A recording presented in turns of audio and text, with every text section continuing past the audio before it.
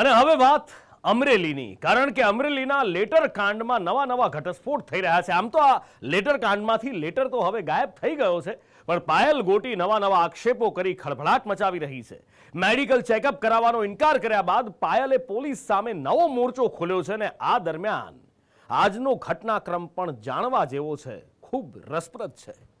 મારી જે ઇજ્જત અને આબરૂનો વરઘોડો કાઢ્યો છે, એમાં જે મારી હારે જેણે ખરાબ વર્તન કર્યું છે, કે મને ટોર્ચર કર્યું છે, કે મને મારી છે, એના પ્રત્યે જે લોકોને પોલીસ વડે.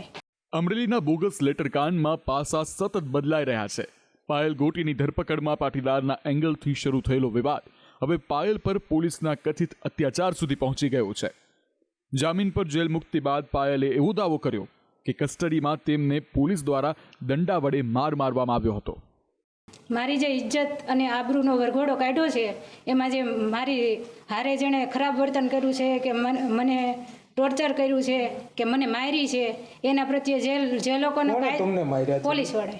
તમે કોર્ટમાં ફરિયાદ કરી છે? તમને કોર્ટે પૂછ્યું હોય કે કોઈ? પાયલના દાવાથી ખળભળાટ મચી ગયો. ફરી રાજકારણ ગરમાઈ ગયું. હવે મામલો ફક્ત ધરપકડ અને પાટીદાર પૂરતો મર્યાદિત ન રહેતા રાજ્યવ્યાપી બની ગયો. એક યુવતી પર કથિત અત્યાચાર બદલ પોલીસ પર સવાલ ઉઠ્યા. આક્ષેપોની ગંભીરતાને જોતા ડીવાયએસપી, પીઆઈ અને પીએસઆઈની એક તપાસ કમિટીની રચના કરવામાં આવી. આક્ષેપોમાં તપાસ માટે મેડિકલ તપાસ કરવા એક ટીમ મંગળવારે પાયલના ઘરે પહોંચી હતી. જો કે પાયલે રાત્રે મેડિકલ ચેકઅપ કરાવવાથી ઇનકાર કરી દીધો. પોલીસે પાયલ અને તેમના પરિજનોને સમજાવતા તેઓ સવારે ચેકઅપ માટે તૈયાર થયા. આ સાથે જ એક નાટકીય ઘટનાક્રમ સર્જાયો. પાયલને મેડિકલ ચેકઅપ માટે બુધવારે સવારે અમરેલી સિવિલમાં બોલાવવામાં આવ્યા હતા. જો કે સાંજ સુધી તેઓ સિવિલ ન પહોંચ્યા. સાંજના સમયે તેઓ અચાનક સામે આવ્યા અને સિવિલની જગ્યાએ પોતાના વકીલ સાથે અમરેલી એસપીની કચેરીએ પહોંચી ગયા. આ દરમિયાન કોંગ્રેસના નેતા જેનીબેન ઠુમ્મર પણ તેમની સાથે હતા. અને એ દરમિયાન જે વકીલે દાવો કર્યો તેનાથી સમગ્ર મામલે વધુ એક વળાંક આવ્યો. વકીલે પોલીસની તપાસ કમિટી સામે જ સવાલ ઉઠાવ્યા.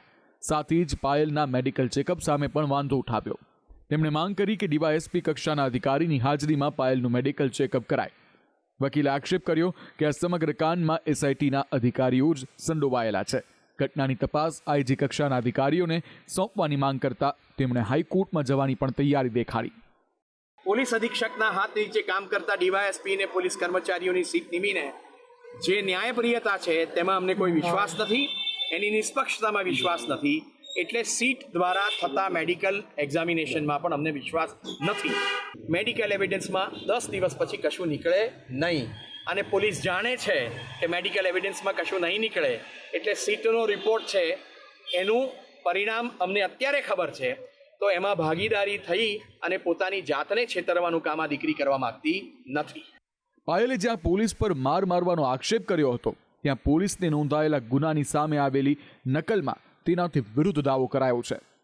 પોલીસના દસ્તાવેજનું માનીએ તો પાયલે કોર્ટમાં નિવેદન આપ્યું હતું કે પોલીસે કસ્ટડીમાં તેમને માર નથી માર્યો. આટલું જ નહીં, પાયલની ધરપકડ રાત્રે નહીં પણ દિવસના સમયે કરવામાં આવી હોવાનું પણ આ ફરિયાદમાં જણાવાયું છે. જેને જોતા પાયલના આક્ષેપો પર સવાલ ઉઠ્યા છે. પાયલે મેડિકલ તપાસ કરાવવાનો ઇનકાર કરી દેતા હવે તેમના આક્ષેપો કેવી રીતે સાબિત થશે તે અંગે પણ સવાલ ઉઠી રહ્યા છે. હવે કેટલીક સામાન્ય પ્રક્રિયાઓ છે કે ભાઈ મેડિકલ ચેકઅપ કરવાનું હોય જ જો કોઈ આક્ષેપ કર્યો હોય તો. હવે એમાં પણ રોડા એટલા માટે નાખવામાં આવે છે કે કોંગ્રેસ એવું ઈચ્છે છે કે આ મુદ્દો વધુ ને વધુ લંબાય. આ દરમિયાન રાજકારણમાં નવેસરથી ભડકો થયો છે. કોંગ્રેસે વિરોધનો નવો મોરચો ખોલી દીધો. અમરેલીના રાજકમલ ચોકમાં કોંગ્રેસે ચર્ચાનો ચોરો ગોઠવી દીધો. ભાજપના નેતાઓને ચર્ચા કરવાનો પડકાર ફેંકી મોટી સંખ્યામાં કોંગ્રેસના નેતાઓ પંડાલમાં હાજર રહ્યા, જેમાં પરેશ દાનાણી, પ્રતાપ દુધાત અને વીરજી ઠુમ્મર સૌથી આગળ હતા. પંડાલમાં કોંગ્રેસના નેતાઓ હતા અને પંડાલની બહાર સ્થાનિકો. મામલાની ગંભીરતાને જોતા પંડાલની બહાર પોલીસ ગોઠવી દેવામાં આવી.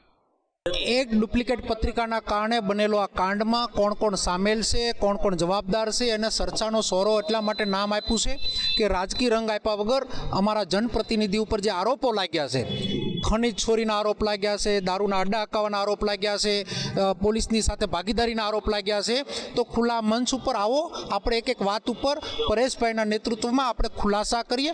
અને જો આ દીકરી નિર્દોષ હોય તો તમે સપટી વગાડતા જે કામ કરી રહ્યા છો, પોલીસને સસ્પેન્ડ કરો એની માગણી સાથે અમે અહીંયા બેઠા છીએ.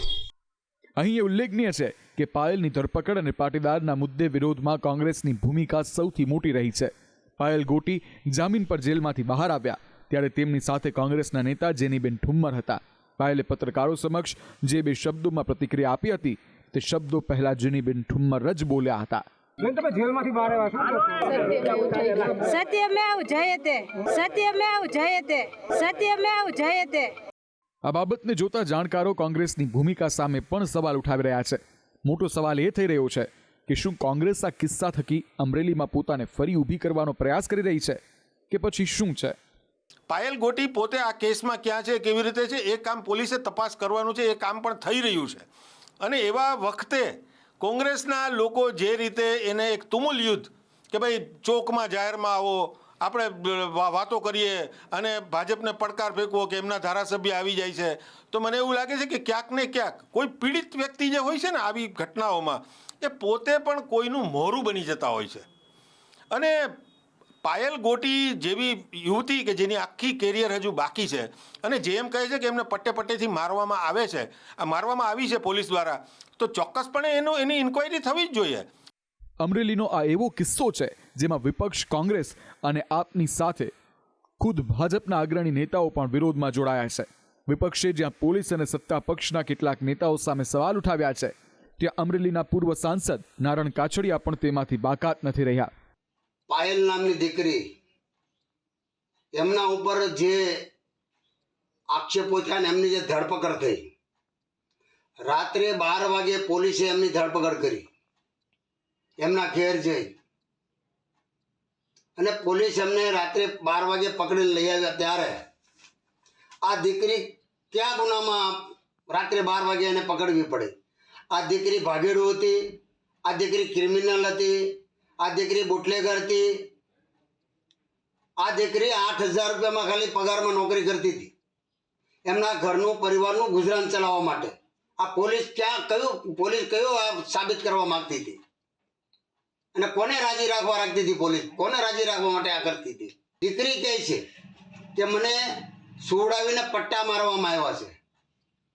ત્યારે હદ થઈ જાય છે કે આવી નિર્દોષ દીકરીને કે જ્યારે ક્યારેય કોઈનો ઊંચો અવાજ પણ ન સાંભળ્યો હોય ત્યારે પોલીસ વિભાગની અંદર એમને પટ્ટા મારવામાં આવે ત્યારે માનસિક રીતે એની કેવી સ્થિતિ છે એની કલ્પના પણ આપણે ના કરી શકીએ.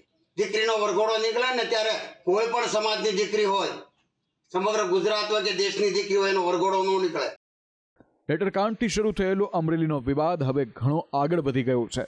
આ વિવાદ હવે એક યુવતી પૂરતો સમેટાઈ ગયો છે. એવામાં જોવું એ રહેશે કે તપાસ અને કોંગ્રેસનો વિરોધ આગળ જતા શું વળાંક લેશે. બ્યુરો રિપોર્ટ, સંદેશ ન્યૂઝ.